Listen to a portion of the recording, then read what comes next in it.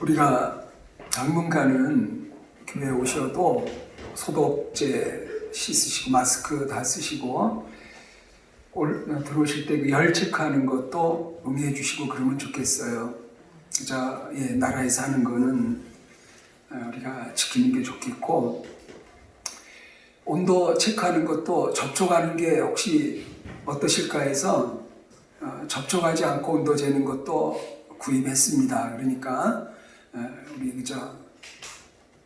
같이 나라 시책도 협력하고 저희 교회에서도 또 최대한 준비하고 잘 코로나19 지나면 좋겠고 여러분 다 건강하시면 좋겠습니다.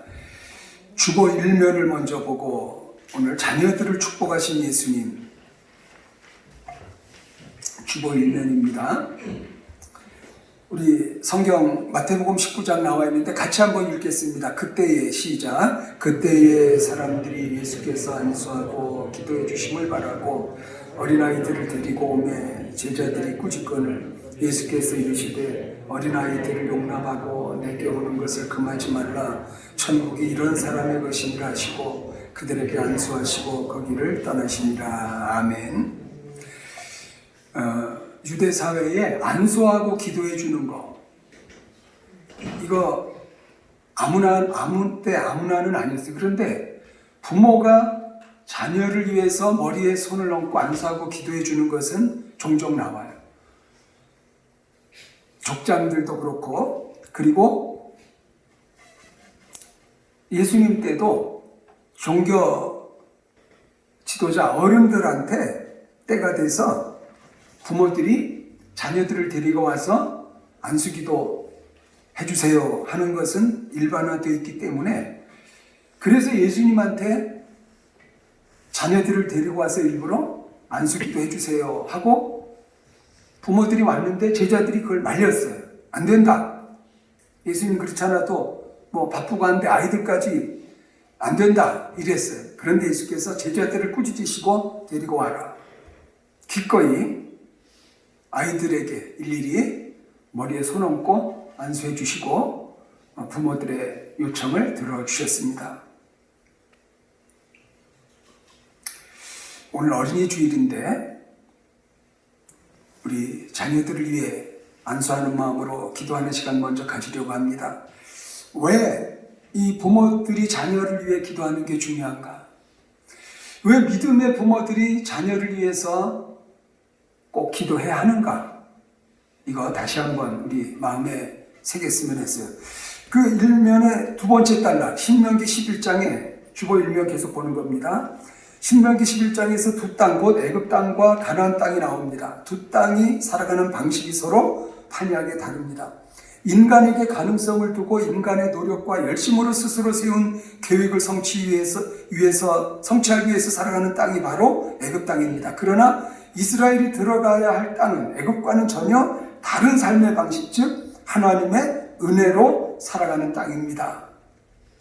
신명기 11장 10절에서 12절에 보면 애굽 땅에서 농사 지을 때는 인간이 물을 모아놓은 후에 그 물을 발로 수차를 돌려 베는 방식으로 농사를 지었습니다.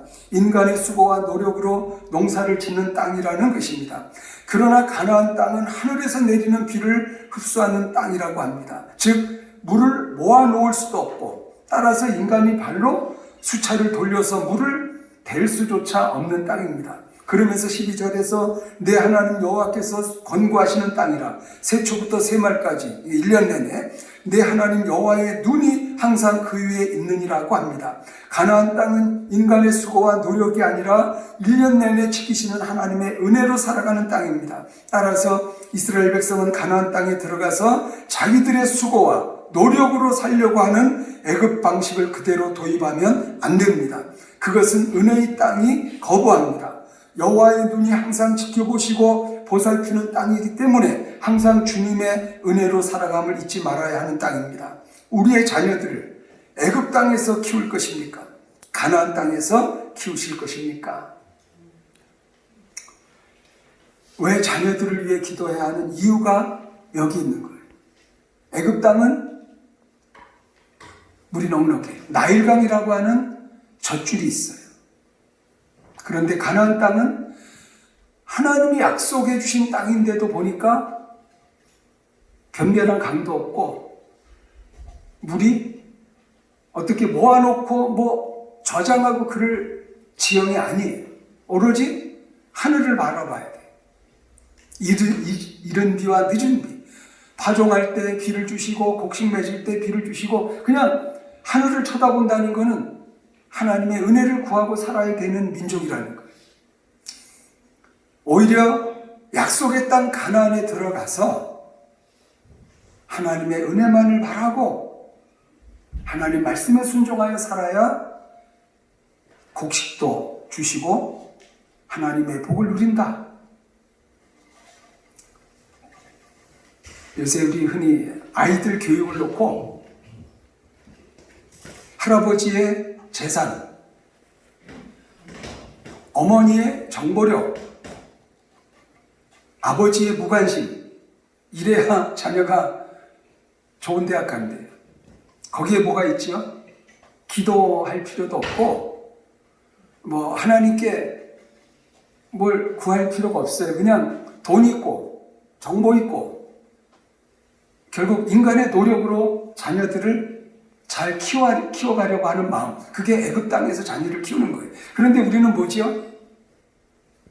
물론 할도리 합니다. 그러나 우리에게 가장 중요한 것은 자식에게 하나님의 복이 임하도록 부모가 기도하는 것, 자녀들을 위해 때로 안수기도 하는 것, 자녀들을 위해서 일일이 하나님의 은혜를 구하면서 기도하는 믿음의 부모 되는 것, 이게 가나안 땅에서 자녀를 양육하는 거예요. 우리 그래서 어린이 주일에 가나안 땅에서 우리 자녀들을 키웁니다는 믿음의 고백으로 다시 한번 예수님이 우리의 자녀들을 안수하고 축복해 주셨던 것처럼 우리 기도하는 시간 먼저 갖고 말씀을 계속 듣도록 하겠습니다. 자, 손을 이렇게 한번 드세요. 아이 머리에 손을 얹었다. 일본에 가 있는 세연이한테 지금 이렇게 아빠 엄마가 손을 얹었다 생각하시고, 우리 백성삼 집사님 손주 나셨다면서요. 손주한테 지금 손 얹었다. 우리 백지영 선생이 아기를 낳으셨어요. 이렇게 손을 얹었다. 아들, 딸, 뭐 손주, 손자, 며느리 이름 들어가면서 이렇게 안수하는 마음으로 우리 하나님께 한번 어린 주일에 기도하면서 성장한 자녀든 어린 자녀든 출타한 자녀든 우리 이건 하나님이 주신 특권이에요.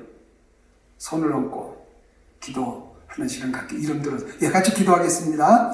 하나님 아버지, 우리가 예수님께서 정말 자기의 자녀들을 데리고 왔을 때 안수 기도해 주셨습니다. 오늘 우리 어린이 주일을 맞이해서 믿음의 부모들이 정말 주님의 마음을 품고 우리의 자녀들을 이름을 들어서 기도합니다.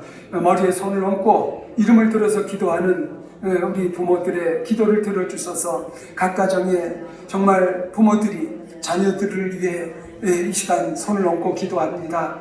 한 사람 한 사람 이름을 들어서 기도합니다. 아들, 딸을 위해서, 손자, 손녀를 위해서, 며느리 사이를 위해서 이제 손을 얹고 기도를 합니다. 하나님 도와주셔서 우리의 연약함을 인정하면서 하나님의 은혜를 기억하면서 생명의 주인이신 하나님께, 우리에게 자녀들을 선물로 주신 하나님께 손을 얹고 기도합니다. 주님의 마음을 품고 기도합니다. 우리는 어찌할 바를 모를 때가 있습니다. 우리의 자녀들도 방황할 때가 있습니다. 주여, 생명의 주인이시고 창조주이시며 전능하신 하나님께 모든 손이 달려있음을 믿고 우리가 정말 자녀들을 위해 안수하며 기도할 뿐입니다.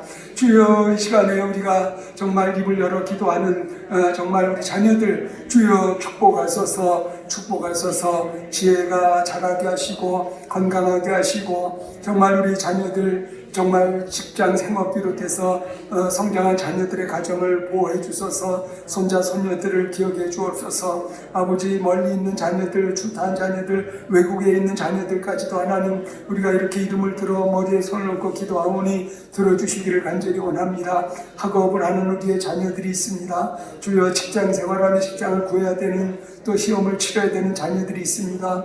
주여, 결혼을 이제 앞두고 또 배우자를 정해야 되는 자녀들도 있습니다. 하나님께서 정말 정해주신 돕는 분들을 만나 주의 뜻 안에서 결혼하게 하시는 복도 허락하실 줄을 믿습니다. 아버지, 정말 모든 이제 주권을 가지고 계시고 주인이시고 우리를 정말 좋은 것을 선물을 언제나 주고 싶어 하시는 하나님 마음이 우리 부모들의 이렇게 안수하는 기도와 함께 이 시간도 응답 있어서 우리의 자녀들이 복을 받게 하실 것을 믿습니다. 하나님, 예수님께서 데리고 온 자녀들을 기꺼이 안수하고 축복하고 기도하셨습니다. 어린이 주일에 우리의 자녀들, 아들, 딸, 손주, 손자, 손녀, 또 사위, 며느리, 정말 우리에게 주신 자녀들을 놓고 이름을 들어 기도했습니다. 멀리 외국에도 있고 또 떨어져 있고 또 이렇게 한 가정에 있지만 지금 우리 손을 들고 자녀들 일일이 머리에 손을 얹고 부모된 우리가 안수하며 기도하였습니다. 주님이 우리의 기도를 들으시고 축복하셔서 때로 지혜와 총명으로 건강으로 또 직장을 통해서 가정을 통해서 아버지 또 결혼을 통해서 주의 계획이 우리의 자녀들 가운데 임하기를 원합니다. 정말 우리는 애굽 땅에서 자녀를 키우는 게 아니라 가나안 땅에서 하나님의 은혜를 구하며 자녀를 양육하는 믿음의 부모 되게 하신 것을 감사하며 주님이 우리 자녀들을 위하여 드린 기도 응답 주실 줄 믿습니다. 예수님의 이름으로 간절히 기도했습니다. 아멘. 그동안 마태복음 쭉 공부했는데 너희 믿음이 작은 까닭이니라 진실로 너희에게 이르노니 만일 너희에게 믿음이 겨자씨 한 알만큼만 있어도 이 산을 명하여 여기서 저기로 옮겨지라 하면 옮겨질 것이요 또 너희가 못할 것이 없으리라. 산을 옮기는 자, 산을 옮겨주시는 하나님, 여기에 제가 마음이 꽂혀가지고 15번을 이 산을 옮기는 자 말씀을 나눴었어요. 작년 말부터.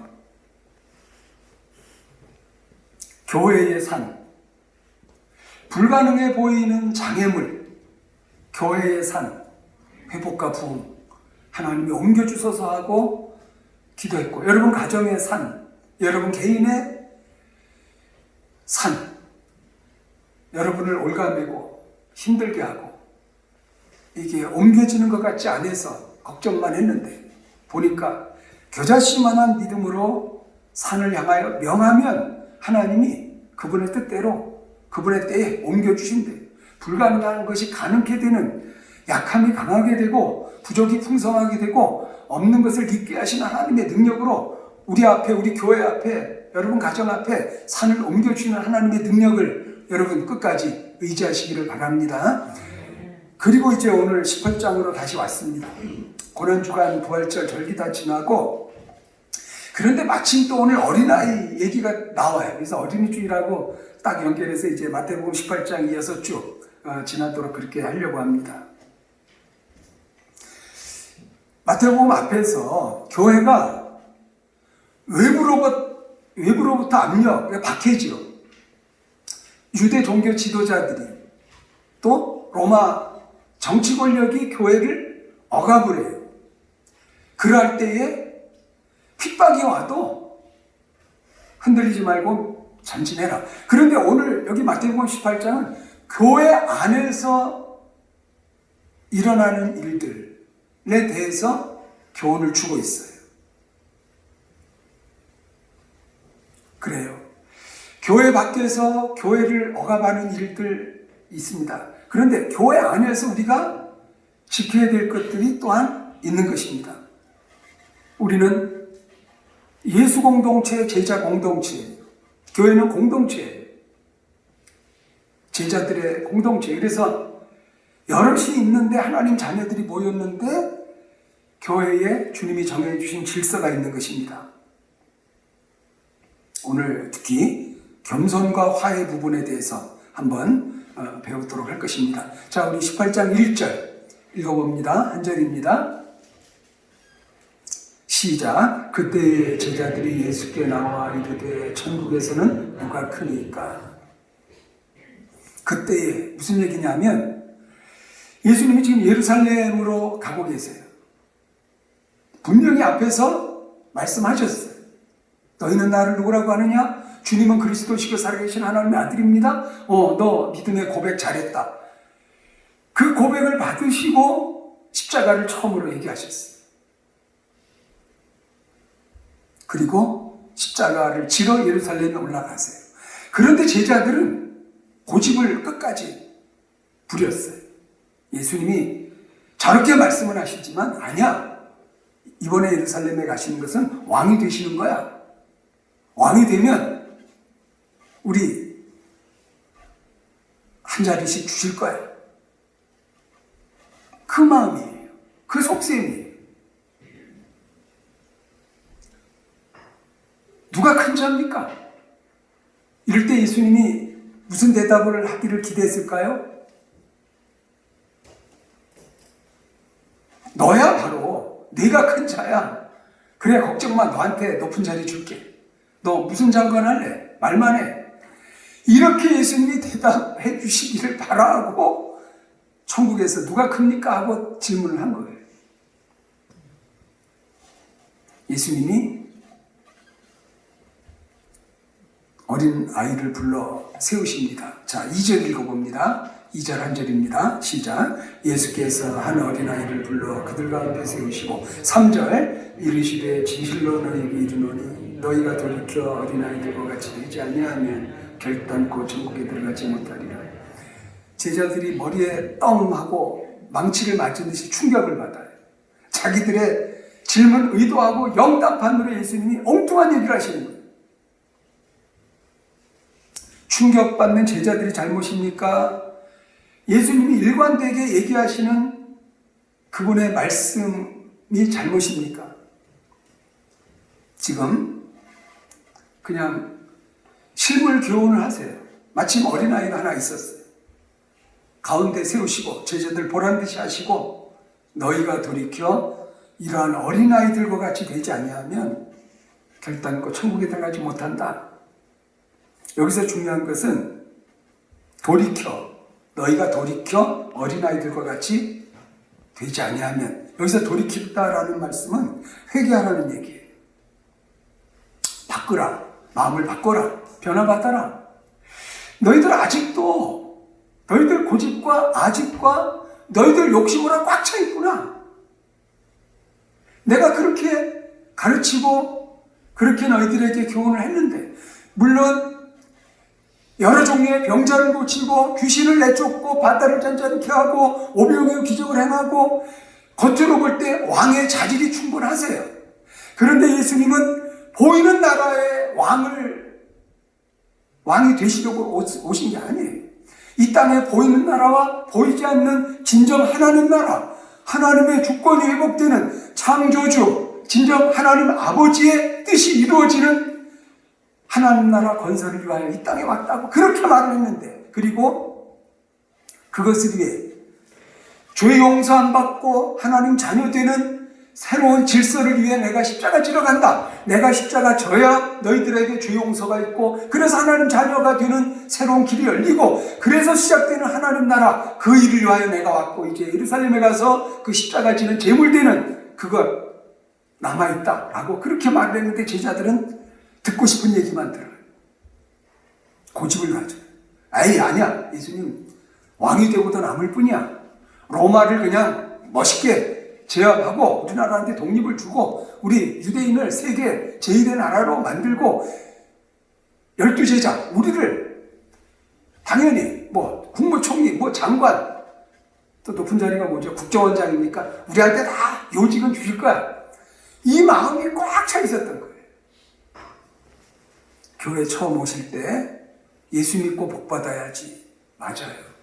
예수 믿고 병도 낫고 부자도 되고 예수 믿고 기도했더니 아이들도 잘 되고 맞아요. 하나님이 주시는 복이에요. 그런데 그 전에 먼저 죄사함 받고 하나님 자녀의 권세를 누리는 것, 우선순위가 분명히 있는 거예요.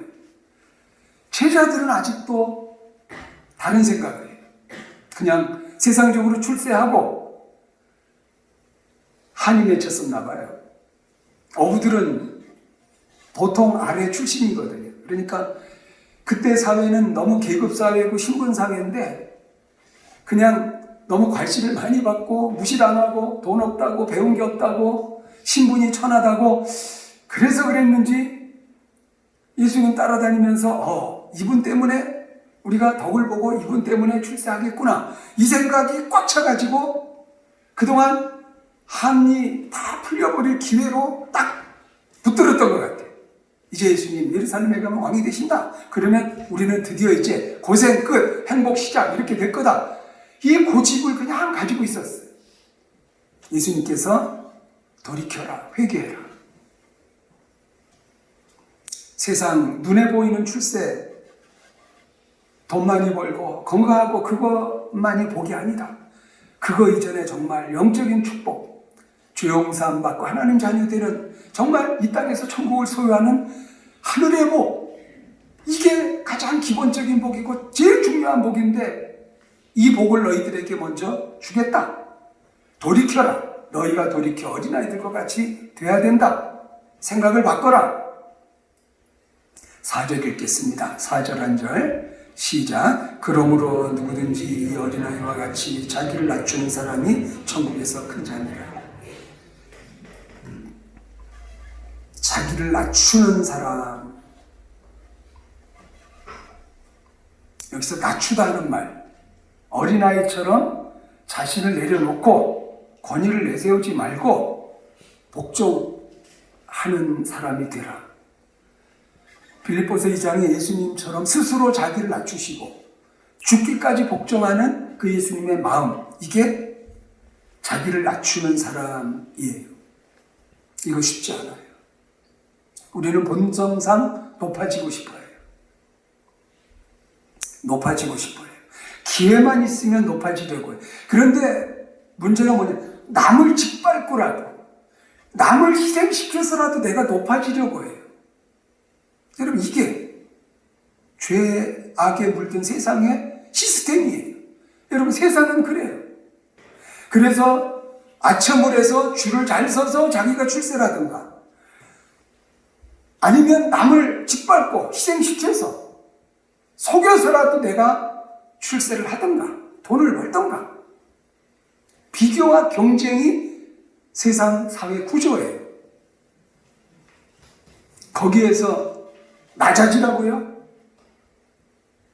자기를 오히려 낮추라고요? 이거 쉬운 거 아니에요. 우리 본성상 안 맞아요. 그런데 성령으로 말씀의 은혜를 받으면 죄사함 받고 하나님 자녀가 되면 이게 낮추는 사람이 돼요. 자기를 낮추는 사람이 돼요. 정말 예수님 마음을 품고 자기를 낮추는 사람이 돼요. 그런데 생각해 보면요. 그렇게 줄을 서서 출세를 하든가 남을 짓밟고 남을 희생시키고 해서 출세한 사람들 보면요. 정말 그렇게 이상하게 추락하는 거. 우리가 하는 놀랄 정도로 그냥 급격하게 추락하는 사람들을 많이 봐요.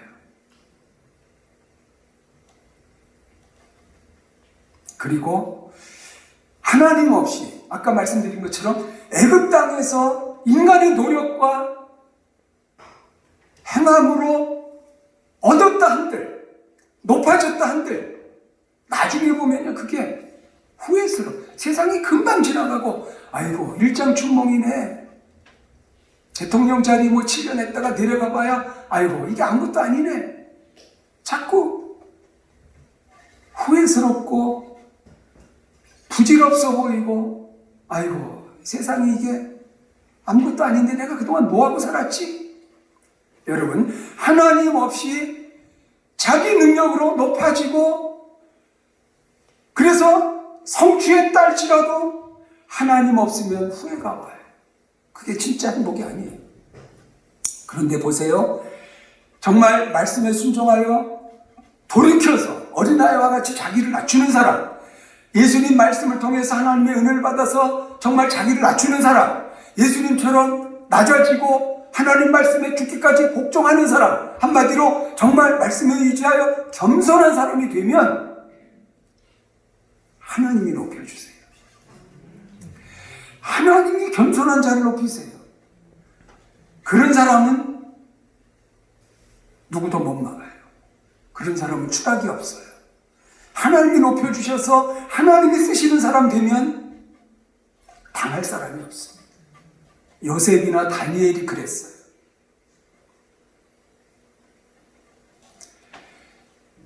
아니, 노예 출신을 어떻게 총리로 삼습니까? 그런데 애굽의 그 7년 가뭄의 위기 속에 요셉이 그들의 은인이고 영웅이에요. 하나님이 높이신 거 아니에요. 요셉 자기가 원한 것도 없어요. 다니엘.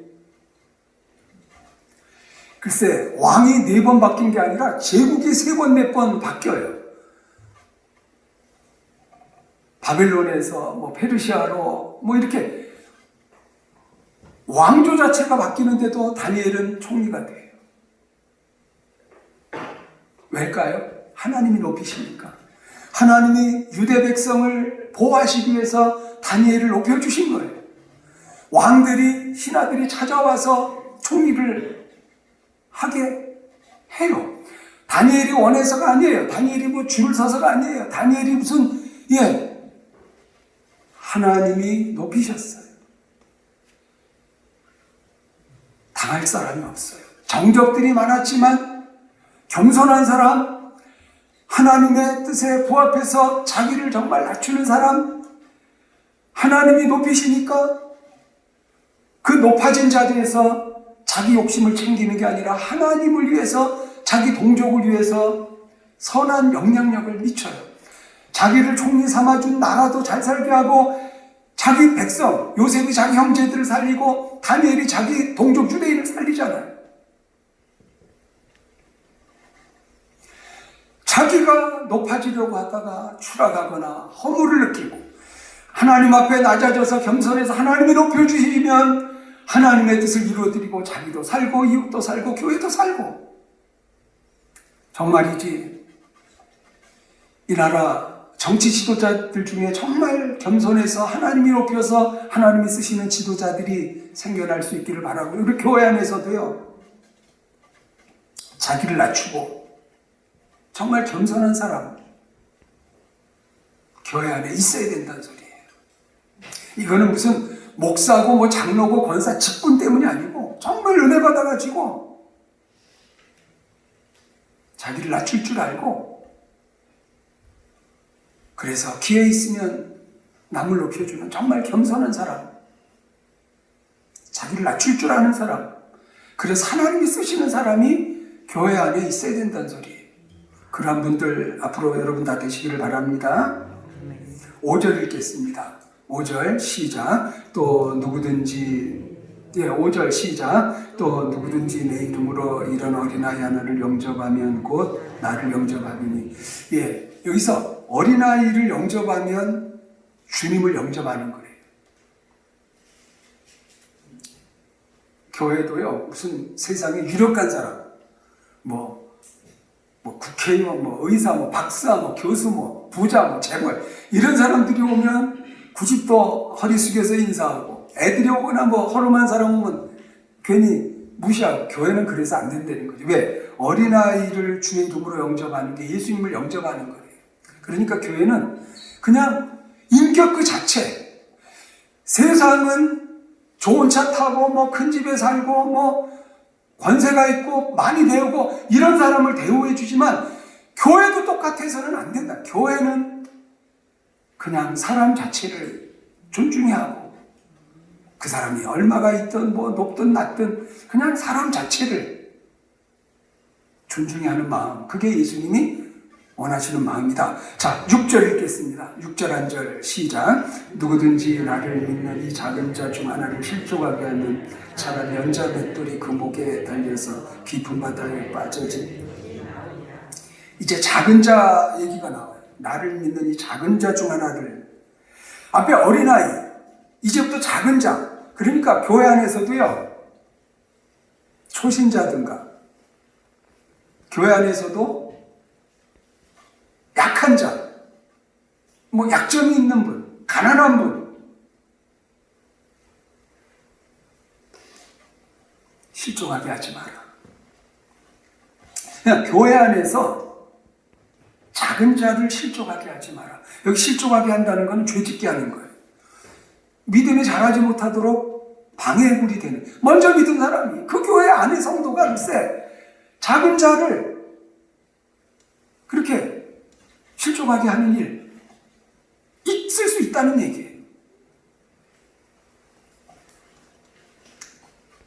작은 자를 실족하게 하면 차라리 연자맷돌이 그 목에 달려 깊은 바다에 빠뜨려지는 게 낫다. 아주 연자맷돌은요, 우리 맷돌은 이렇게, 저도 맷돌질 어려서 많이 해봤는데, 이렇게 혼자나 둘이 둘러앉아 맷돌, 그게 보통 맷돌이고, 연자맷돌은 당나귀가 돌리는 큰 맷돌.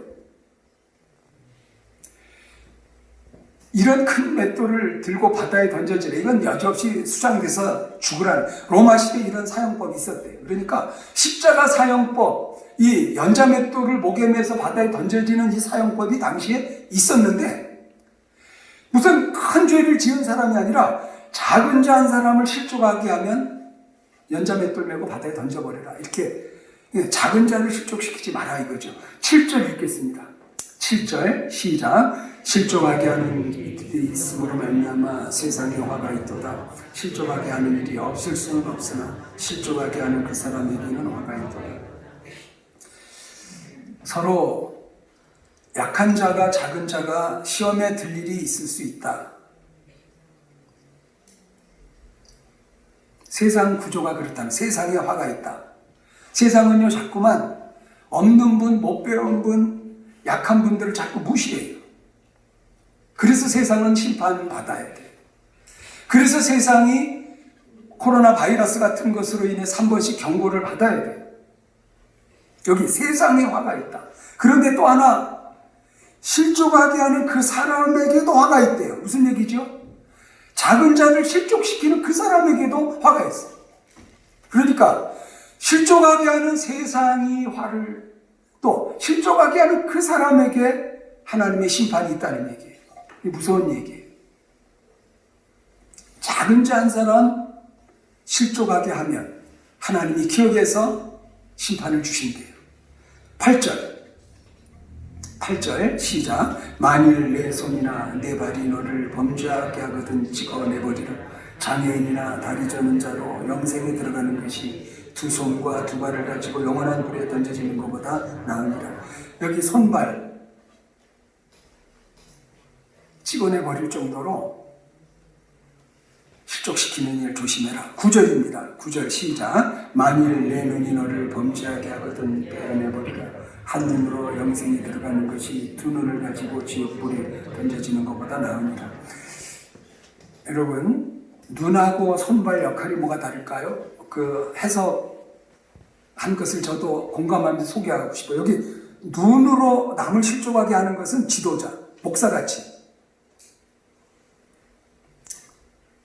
목사가 돼서, 장로가 돼서 교인을 실족하게 하면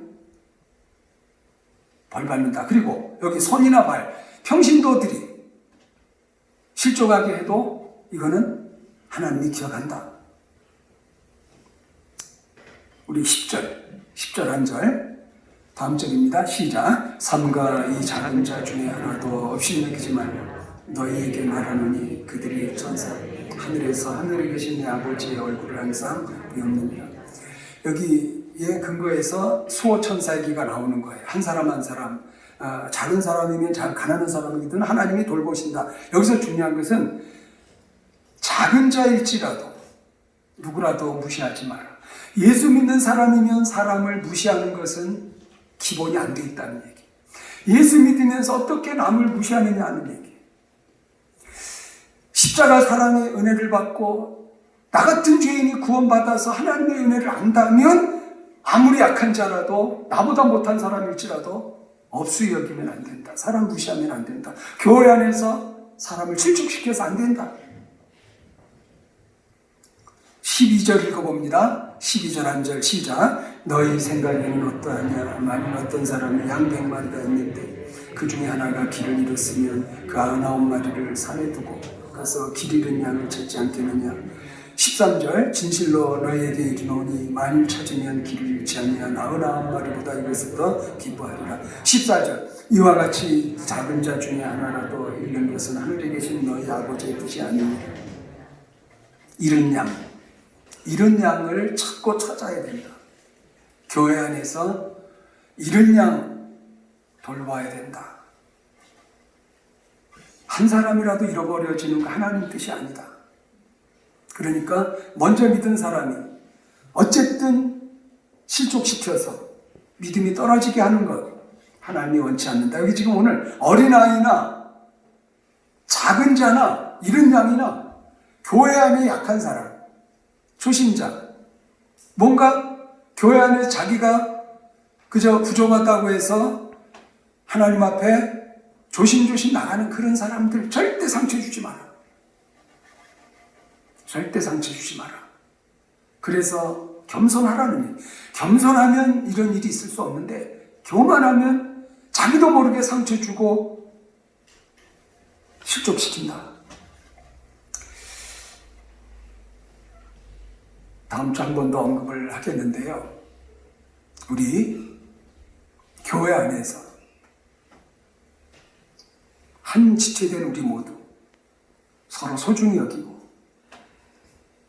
돌아보고 시험 든 분이 있으면 어떡하든지 같이 기도해서 너가 시험 들었으니까 너가 알아서 해. 이게 아니고 그냥 돌보고 주님이 그걸 원하세요. 그리고 정말 겸손한 분들, 하나님 앞에 자기를 낮추는 분들을 하나님이 귀하게 쓰십니다. 우리 주님의 마음을 품은 겸손한 분들 다 되셔서 정말 하나님이 우리에게 더 큰 일을 맡기고 우리 교회를 새롭게 하시도록 정말 자기를 낮추는 자, 어린아이같이 겸손한 분들 다 되실 수 있기를 주의 이름으로 축복합니다. 찬양팀 나오시고요.